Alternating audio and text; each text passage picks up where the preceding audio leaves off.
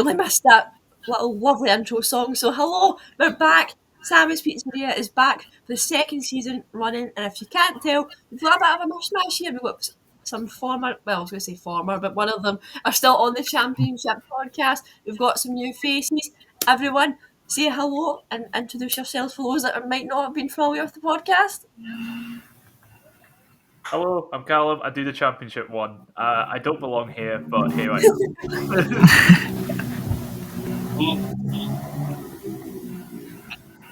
The Premiership pod for the first time. I'm Craig. I'm a Hearts fan. I got dragged into this. We'll see how this goes. I'm Darren. I'm a big Hearts fan as well, and it's my first time on this, so look forward to it. And of course, I'm your host, I'm Jenna. So, with it being a bit of a mix mash of different guests that we've got on today, I thought there'd be no better way to kick off the podcast new season by talking about the Premier Sports Group stages, since all of us here have been involved. Starting with yourself, Callum, what do you make of Wraith's performance in the group stages then? It happened. Like, all I'm going to say is we got second place, and that is what the minimum expectation was. Just ignore the fact that we were, in fact, the worst second place team. It counts, and we got second. So, thinking of the group stages, I know for yourself it's a bit different with you being a championship team. Some of the teams that you play will be people that you play in the league and whatnot, but kind of looking at this from a championship perspective, do you see the League Cup group stages as glorified friendlies, or is there an actual belief amongst like championship fans that they are a good way to progress in the cup, or do they just feel like friendlies? It sort of depends, really. I don't want to say it's a case Group, of... then? It basically comes down to, it's like, yeah, it'd be nice to get out, but if you don't, then it's not the end of the world, unless you like have an absolute stinker. If you're like getting pumped off of League 2 and League 1 teams and finishing on like 0 points or whatever, then yeah, you're going to be concerned. But most of the time, it's just sort of, is what it is. It's like you end up playing league teams that you never really play. So with it being the summer, it does have that pre-season feel to it still, because it's before the league season. It's a weird one. It's like you want to get out of the group, you want to progress, Yeah. and you do think it's a case of you can. It's like you look at the group and it's like, oh, there's a chance of progressing here. We might get through. I hope we get through. But then if we finish second and you're not through, then it's just sort of like, well, it is what it is. Because obviously we're pretty much, if you're a championship team, you're a second seed unless you're the one that's come down from the Premiership. And so it is tough to actually get out the group if you're not one of those Prem teams. But yeah, just is what it is. With the group stage being in that kind of limbo phase between obviously the league season starting, do you feel as though you can get a feel for how Wraith will do for the rest of the season? I won't ask you going into too much depth because I know you'll be recording a championship prediction video soon, most likely, but can you kind of sense where Wraith's going to potentially go this season based off these games, or do you feel as though it's far too soon to tell? I'd say it's still far too soon to tell because of the fact we've still got another month and a few days of the transfer window. There's still, it's like no one's really made any loan signings from Premiership clubs or whatever, so there's still a lot of business that can be done. And it's quite often that the League Cup group stages tend to be a bit of a false dawn for lower league clubs. I believe Clyde last season, there was like a beat Partick Thistle. I think they had Motherwell in their group as well, and they did really well. They finished. I think they might have got second in that group. Like sometimes you'll see a League 2 side or League 1 side go through or whatever, but then as I mentioned with Clyde, come December they were like 10 points off of ninth. They were bottom of the table. They were awful, and you're just sort of like, well, what? How has that happened? So it is a weird one. It is really. It's still difficult to judge. Now, I hate to bring this up because I don't want to see you cry in the podcast, but out of curiosity, did you go to the East Pride game or to the St Johnstone one, or did you watch that from home? I was at all of them apart from the St Johnstone game, and I just knew the East Kilbride game would get brought up because it's just completely. We had to, bizarre. mate. I'm sorry, but it had to be done. Completely bizarre. It was like from the outside. It was for someone who wasn't at the game. You'd be like, well, what on earth has happened here? And as someone who was at the game, it was also a case of what on earth has happened here because it was like prime Football Manager. You know, it was just like it's. I think I remember seeing in the full time stats we had 20 shots, and I don't think any of them came after we scored the second goal in the 85th minute.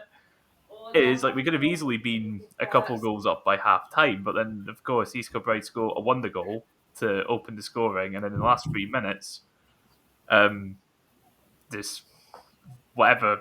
I mean, I think the real reason behind that collapse was just down to being tired. We do like at the time. I think the only defender we signed is J Rowe as a right back. It's like and our only three centre backs are Doherty, Hanlon, and Fordyce, who were all playing and had played the previous Saturday. So it could just be chalked down to tiredness. And it's like, I didn't leave Starks Park angry. It's like when the fourth goal went in, I just started laughing because it was just like, well, it's funny, isn't it? You know what? You're a better man than me, Callum, because if that was me with my low, I think I would have ended up getting chucked out for misconduct. But at least you still laugh it off. I mean, as I said, hate bringing up results that to you, but we need to talk about it. It's like you're saying about not wanting to see me in tears. Did you see the Championship podcast last season? There was a point in November where I was having a mental breakdown every week.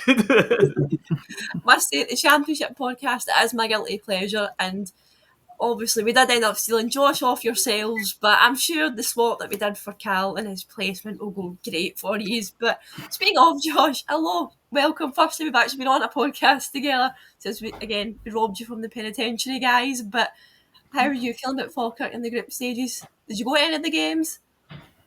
Yeah, was at all the games.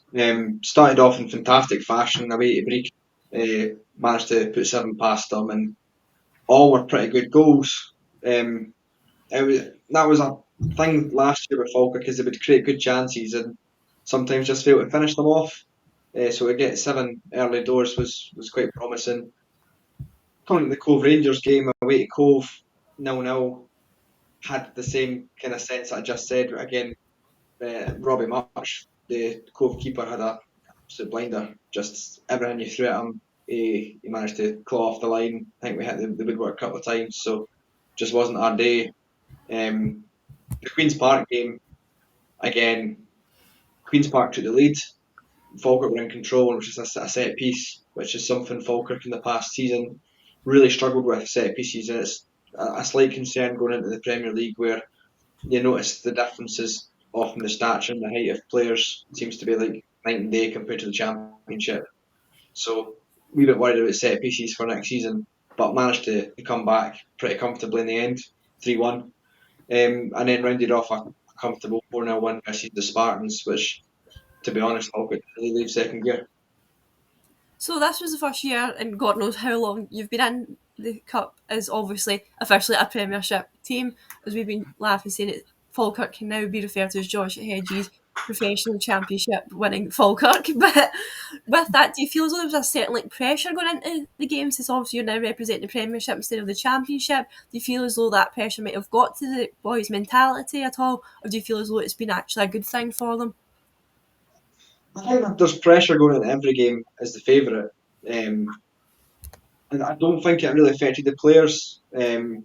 I mean, John McGlynn's kept the squad vastly the same from League One up to the Premiership, which, I mean, you look at some of the players in that squad, Brad Spencer are real quality players in there. They'll know the journey the team's been on, and so can keep the rest of the squad grounded. Yeah, I think as much as I enjoyed being I would say our group was a relatively straightforward group. Queen's Park, obviously, had their own issues with their board and funding getting kind of withdrawn. The Spartans are a fairly kind of basic team, kind of run-of-the-mill League Two team. Cove Rangers, okay, they have a few interesting players, and then Brecon being the Highland League outfit. I thought it was a fairly straightforward group, and I was a bit disappointed not to pick up the 12 points and have a chance of getting seeded. But in the end, finishing top was all that mattered. So you're through to the next stage, obviously. I believe you've got Celtic at Parkhead, or is it at Falkirk's ground? Once away, it's at Parkhead, yeah. So obviously, time's gone by, you've probably been quite scared going into that game. But since now you know yourself, you'll be playing like Celtic and Rangers more often. Do you feel as though it can be a bit of a challenge? Or are you like up for the fight based on? Do you see yourself potentially sneaking a little bit of an upset with that one, or do you think you'll have to see how it goes in the league first? I think it will be a challenge, absolutely. I mean, you look at Celtic; they're a class side.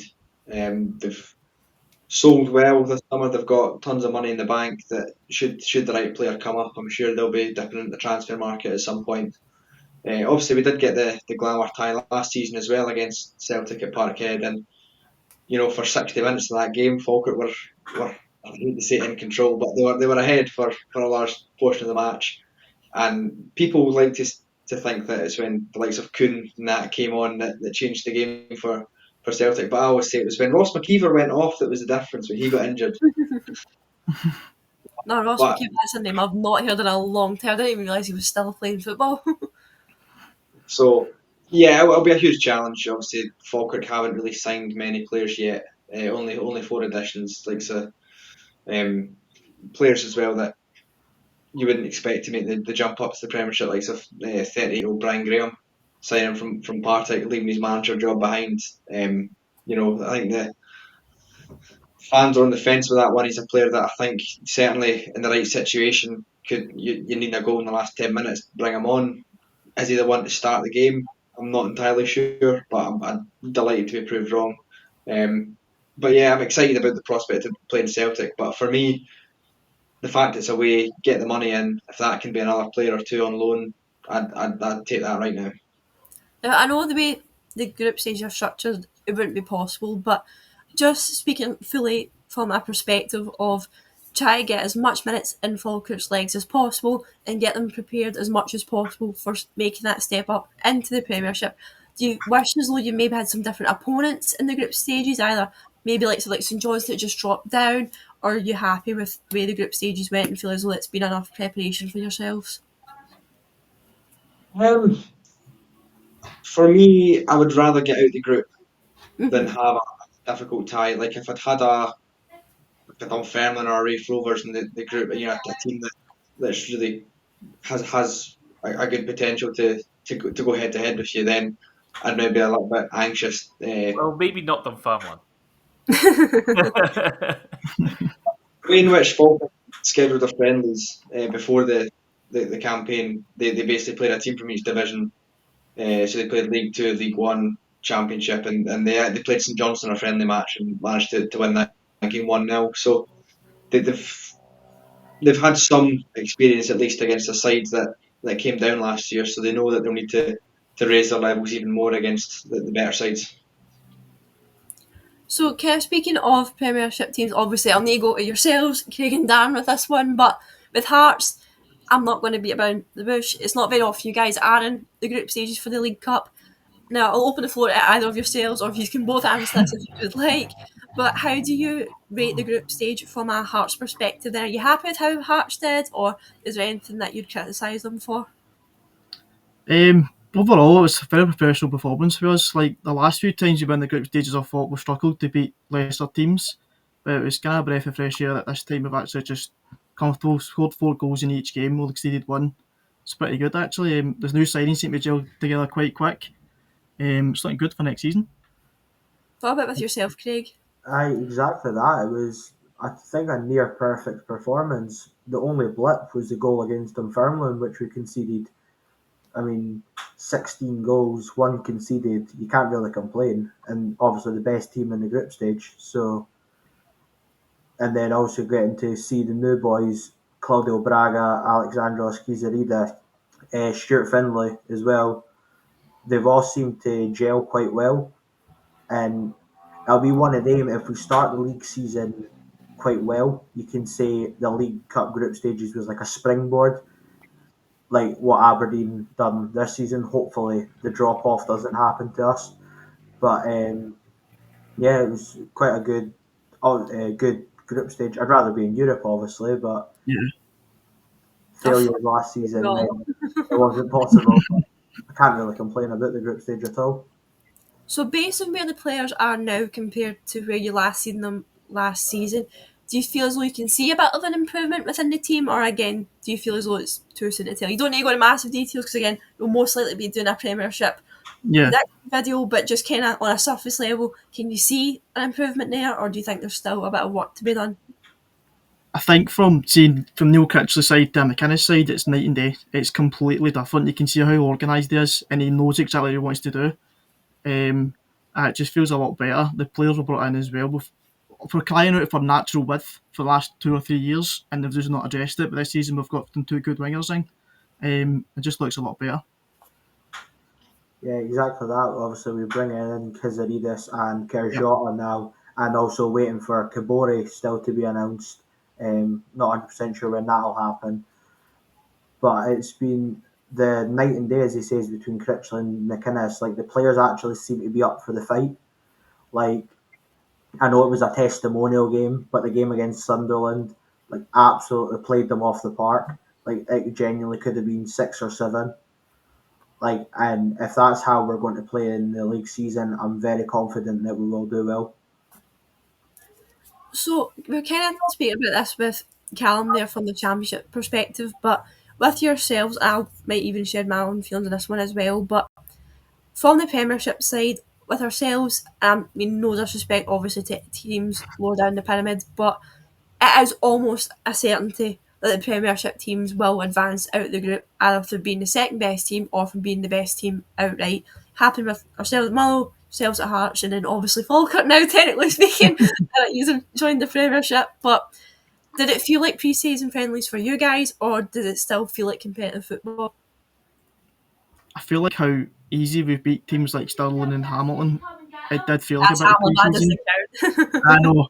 It was quite weird going to Cumbernauld actually for the Hamilton game. For that whole situation, that's another story right enough. But Oh, it's great viewing that one. It's great. Video, I watch it at least once a week. But I, especially the games at the Barnagate at Tynecastle, just felt like a pre-season friendly. Nothing much to get excited about apart from all the new boys coming in. But I pretty much prefer that a pre-season game like going away down south, like a wee day out, stuff like that. But it was nice seeing different stadiums for a change. Like still now was a good day out. The first time being there, so I enjoyed that. But overall, it just feel like a bit of pre-season. How about with yourself, Craig? I agree. It feels a bit like pre-season, but also at the same time, the players still have to turn up and perform. Because as we've seen with Dundee, like you're not guaranteed to get through the group, and if the players don't turn up, then you will get put out of the group stage. And with Darren, what Darren was saying about he'd rather go down south after Fleetwood, I don't think I want to go down. Well, true. Actually, that was it was a good trip. Good trip ruined by poor football. No, I get you, because to be honest, it did feel quite like a pre-season friendly, even from Motherwell. And to be honest, 9 times out of 10 we're in these group stages every summer.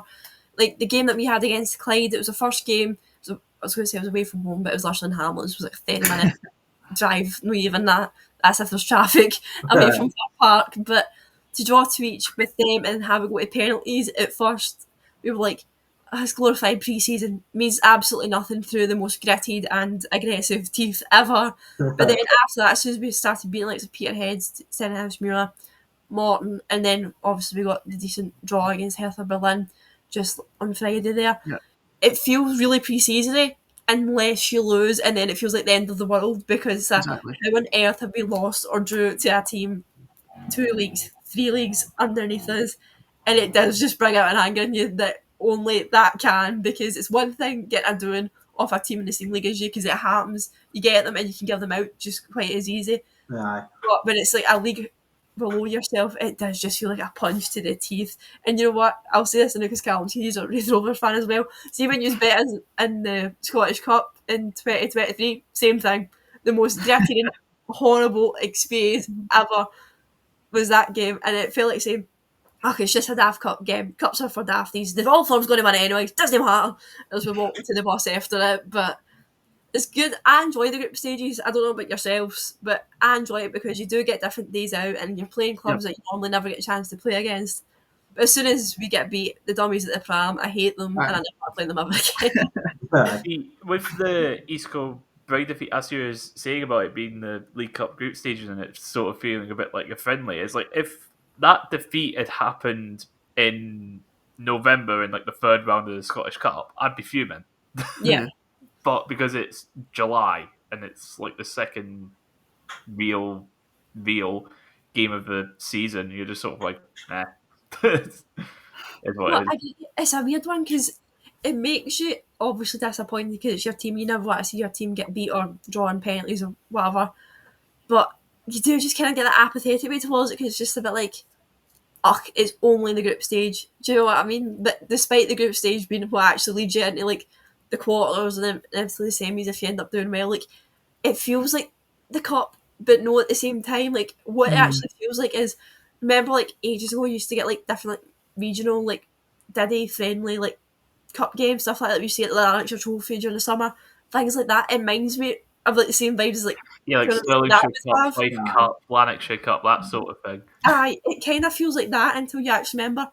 Oh, aye, this is actually major silverware. That Oh, wait a minute, matters. we have like a final in November or December or whenever it is. Oh, Look at exactly. the Premier Cup's kind of like the Scottish football version of the UEFA Nations League, where it doesn't. No one really cares about the results unless you're losing and near the bottom, or unless you've got a chance of winning it. Then it's like becomes, oh, it's just a glorified friendly. Oh, I've got a chance to win. Or it's like, Yep. Yeah, exactly. You've hit it right in the head there, Josh, because that is really it. I never bother about them unless we get beat on until last year we end up in the semis. And if you have seen that video and the rant that I had on that, I still stand by it. I will still slander Andy Hardy for that day, and I will not care what anybody's got to say about it. But just kind of overall speaking then with the group stages and that, obviously I know we're all different kind of places, Wraith, obviously, you know what happened there, the rest of us are through. Overall, will you watch the rest of the games, do you think, or will you only just focus on your club? Because I always think this is interesting to see if folk will watch the rest of it or if it will just be their team. Because I know myself, I'm selfish as anything, I will only watch my own, but that's me. Well, for me, I usually try to get round to different games around the country aside from Hearts, so I'll probably end up going to a couple of them. But if I wasn't doing that, I probably would just patch it and only watch the Hearts games. What about There's yourself, not been Darren? Sorry, you started talking there, apologies. there's not many standout ties. I don't think the next round at all. Obviously, the Old Firm's got their home ties against the lesser teams. Yeah, as But usual. but I just don't feel like there's going to standout ties, and we're obviously with the best team in the group stage, and we get probably the hardest draw at them all away to St Mum. To be fair, I think the two standout ties in terms of how even they'll be is St Johnstone, Motherwell, St Mirren, and Hearts. I think those two are probably the two games that can go either way. Oh no, definitely. If it's anything like when we played St Johnstone in the Cup last year, well, I keep saying last year, it was actually like 6 months ago, but last season even, no thanks, just as all I've got to say to that, because getting humbled in the Cup and then humbled in the league, literally 7 days apart, is an experience I wouldn't wish on anyone by the same team. That It was provided great vlogs from Gogsy, we'll put it that way. all right, it's great for Gogsy. He'll get some amount of ad revenue off those videos, but for the rest of us that don't film themselves at games, we just have to sit and suffer. Yeah. It's not worth it. It's not worth it, and that's No, something no that's like, financial gain. he gets the financial gain after he's screaming like a banshee in his videos. So, so if you ever wonder who it is shouting like an absolute dafty in the videos, surprise, it's myself because he sits next to me in most games. But that's quite good though. I like the group stages, but I do sometimes think it could be done a wee bit better. Do you know what I mean? Like it's a bit stale. Everyone kind of, as we've all kind of discussed now, sees it as like pre-season friendlies. But at the same time, I can't think of any way they could do it differently. That's the hardest bit, really, unless but if they made it The least regional, bad when we play option. the same people, it's just it feels a bit samey. format in the previous one, which was just a straight knockout. I do much prefer. Speaking as a kind of lower seed in the previous few seasons, it was always just a chance for a money spinner.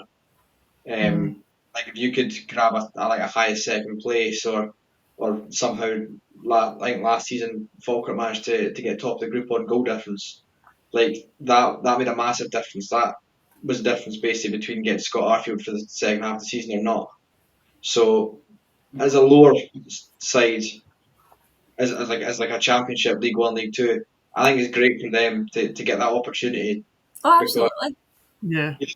look at Alloa, like Alloa taking advantage of a Dundee side that are really struggling to find form at the minute.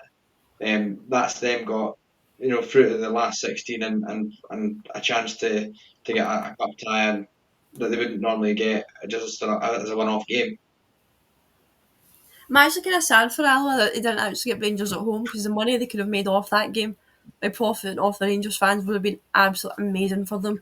Obviously, when Salmons did the 42, I know the video's not came out yet, but just trust me, we did it. But yeah, obviously, end of the race at Alloa. So actually, it's a really lovely wee ground. Like, obviously, it's League One, but it's just did a nice, wholesome wee place to go. I was walking about going, I actually kind of want to come back here. So I was hoping like hell Mother drew Alloa away for him so I could go to the game. But obviously, unfortunately, they're going to Ibrox. But we'll see what happens. If Fir Park don't run a supporters bus to St Johnstone, I can see myself sitting in the Alloa away end just to rep the big man. It's like obviously holding the pizzas and all the bottom of our screens, but. What about yourself then? Do you want to try and make any predictions for your team's next round? Or is you too scared to do that yet since it is so far away? I want to say I'm confident we get past St Mirren, but that's only because of Derek McInnes's record Mm, against them, which is, I think he's only lost, what, 4 games against I them? think it's 4 or 5 games. He's only lost them within Aye. 40 games or something like that against St Mirren. It's a Which is ridiculous record. And Aye. he's won majority of those as well, I'm sure. Yep. So I'm quietly confident, because also at the same time, if Neil Critchley can beat them 3 times, I think Derek McInnes can. what about with yourself, Josh? Do you want to predict how the Celtic game will go, or What's going on?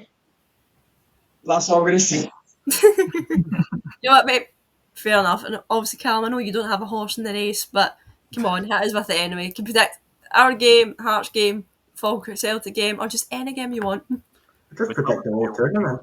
But who did Motherwell have against St Johnstone? St Johnstone up at Perth, so it's not at him. I think Motherwell might edge that one. Celtic will win by a couple against Falkirk, and then I'm not too sure about Hearts against St Mirren. I feel like it'll be tight. It might go to penalties between Hearts and St Mirren, actually. Oh, Jesus, I couldn't deal with another Aye, penalty. deja vu. Deja vu again, Paisley. Nah. I think we'll win. Probably about 2 or 3 now. We should, because I don't think St Mirren look as good this year as well last year. I I think we'll win an extra 2-1 time. Hearts, if anything.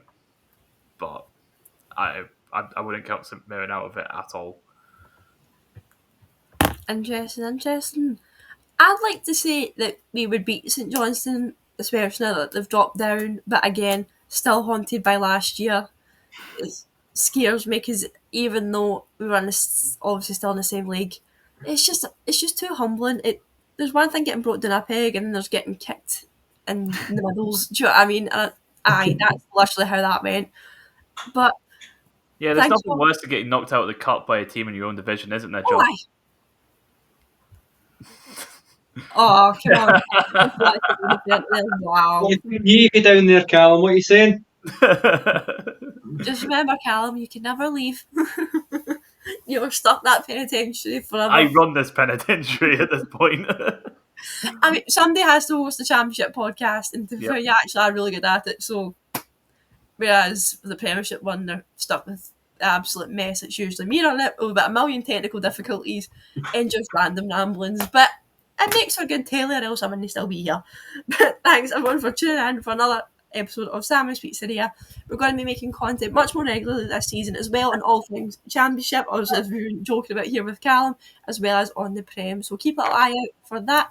Hit subscribe if you haven't already. Of course, make sure you follow us on Twitter, X, whatever you want to call it, Instagram, as well as on likes of Spotify and wherever else you get your podcast. Thanks so much for joining us, and I hope you have a lovely rest of your day. And I hope if you are playing Mother, that we destroy you. So, anything else that you guys want to say? Hearts are winning a lot. That's what I'm We'll win at least one cup. We'll go with that. At least one cup this season. But Second thanks for place having in us. the Scottish Cup, that'll do me. Love it. Well, thanks for your time tonight, gents, as well. To everyone for listening. Have a lovely rest of your day, guys.